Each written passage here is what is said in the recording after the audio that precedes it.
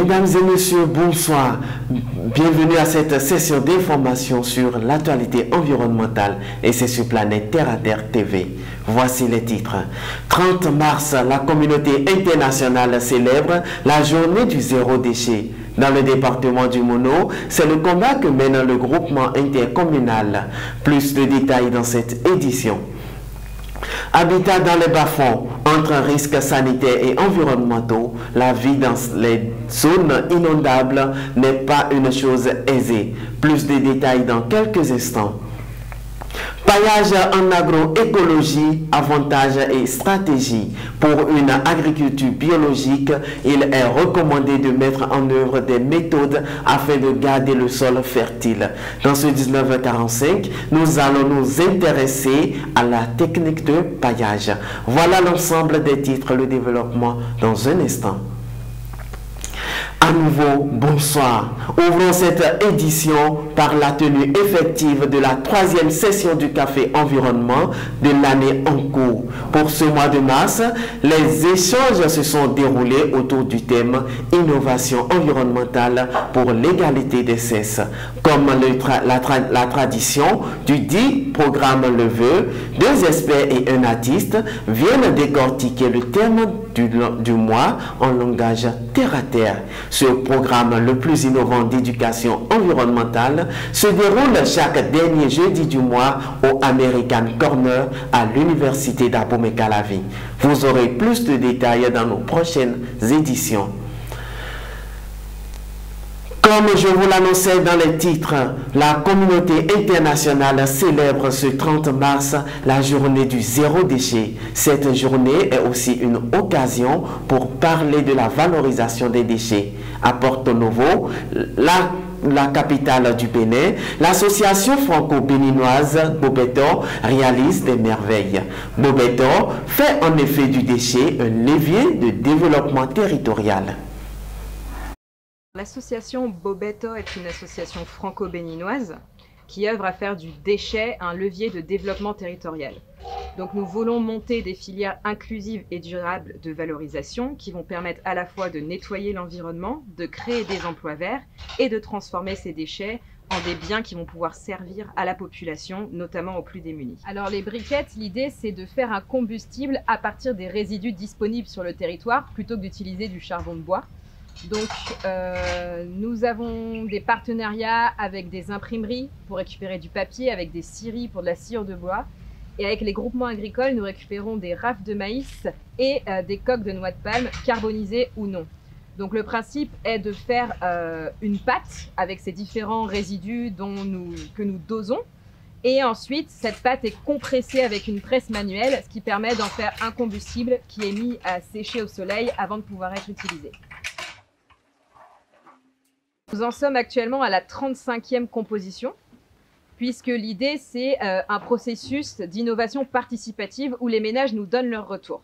Donc les premières briquettes qui étaient réalisées plus avec des déchets ménagers, des déchets de jardin, ne satisfaisaient pas les ménages. Donc à mesure qu'on faisait des tests, on a réussi avec cette composition à atteindre un très bon pouvoir calorifique, à réduire la fumée et donc maintenant ça plaît à nos bénéficiaires.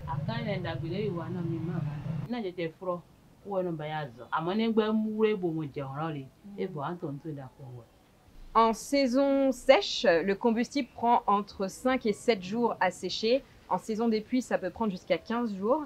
C'est pour ça qu'on travaille sur la fabrication d'un séchoir solaire pour arriver à réduire ce temps à 2 jours.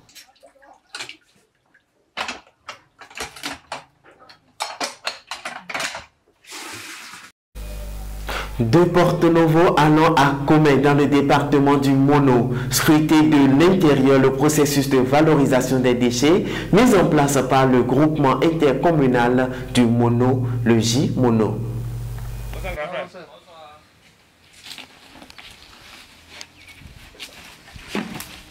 Ici, sur le centre de dépôt contrôlé des déchets solides ménagers de J-Mono, nous accueillons les déchets des communes de Grand Popo et de Comé. Une fois que les déchets sont accueillis sur le site, nous faisons d'abord le tri des déchets pour séparer les déchets catégorie par catégorie. Les déchets biodégradables à part, les déchets plastiques à part, les cartons à part, ainsi de suite, le sable à part, les les inertes à part, les cailloux et autres à part. Donc, après le tri, nous traitons les déchets catégorie par catégorie. Je prends le cas des déchets biodégradables. Pour les déchets biodégradables, on les utilise pour faire le compost amélioré qui est utilisé dans l'agriculture comme fertilisant. On utilise aussi les déchets biodégradables pour produire du biogaz qu'on peut utiliser pour la cuisson. Pour les déchets papier, on utilise les papiers pour fabriquer des bûchers combustibles qu'on utilise pour faire la cuisson en lieu et place du charbon de bois. Nous utilisons par rapport au plastique, nous recyclons les plastiques, on les rassemble et lorsque ça atteint une certaine taille, on les revend. Quand on produit le compost, on utilise une partie pour faire du maraîchage en champ témoin, pour montrer à la population comment le compost est mieux par rapport aux autres engrais. Et le reste du compost est revendu.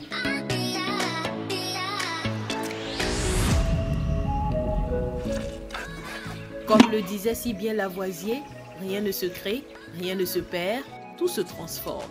Le groupement intercommunal du Mono, à travers sa politique de gestion des déchets, travaille à l'assainissement de ses 6 communes membres, tout en contribuant à l'atteinte des objectifs du développement durable.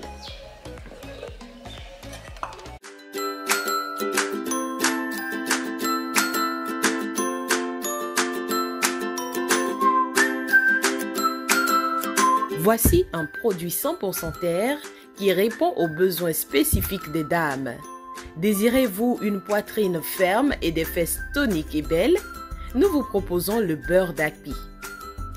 Avec ses propriétés naturelles, le beurre d'Akpi saura combler vos attentes. Le beurre d'Akpi est une merveille de la nature. Passez votre commande en un clic sur le www.planetterraterre.com/boutique ou sur notre page Facebook 100% Terre ou encore en composant le plus 229 97 08 95 14. 100% Terre, le bonheur est dans la nature. 100% Terre, un produit de Terre à Terre Bénin.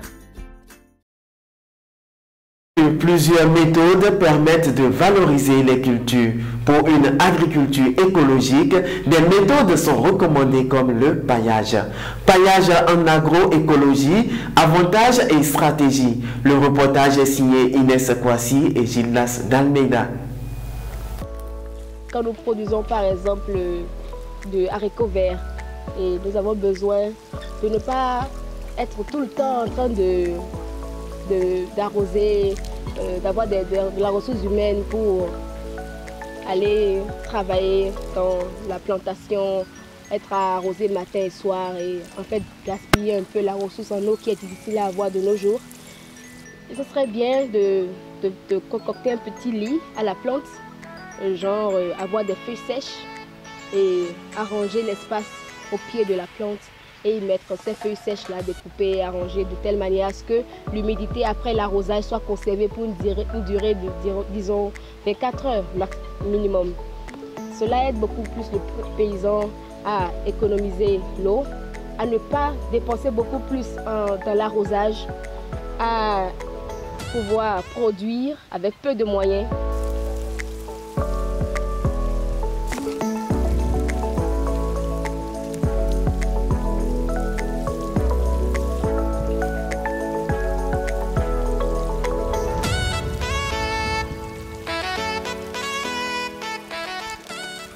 Cette technique nous aiderait à économiser, disons, le tiers de la ressource en eau. Nous avons 3 choses en un. Le paillage nous aidera à garder l'eau, ne pas la gaspiller. Ça nous aide à lutter contre les mauvaises herbes. Et ça nous aide également à conserver la ressource en eau pour s'adapter au changement climatique. À Cotonou, des familles s'installent dans les zones inondables. Ces dernières sont de jour en jour exposées à des risques. Habitat dans les bas-fonds, entre risques sanitaires et environnementaux, c'est le reportage que je vous invite à suivre à présent. Dans plusieurs localités de Cotonou, certains riverains, faute de moyens ou pour d'autres raisons, s'installent au bord des bas-fonds. Dans ces zones, le confort laisse à désirer. Sur le plan environnemental, la stagnation des eaux constitue un véritable problème dans la plupart des localités de la ville.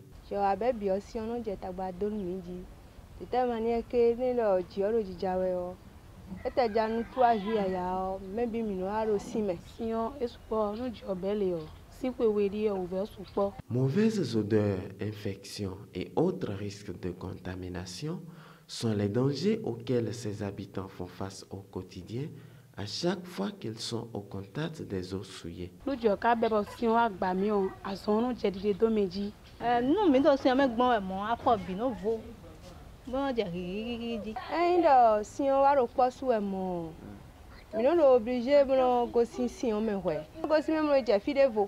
Parce que ni a des meilleurs filets en béazon, voilà soit en béazon. Oui, na ka étudier si on va azon au poste où fait ta dame coloré. Voilà c'est cause village tout quoi. Les gens qui vivent au bord des bas-fonds là, l'État a prévu des moustiquaires que nous partageons à ces gens-là chaque 2 ans.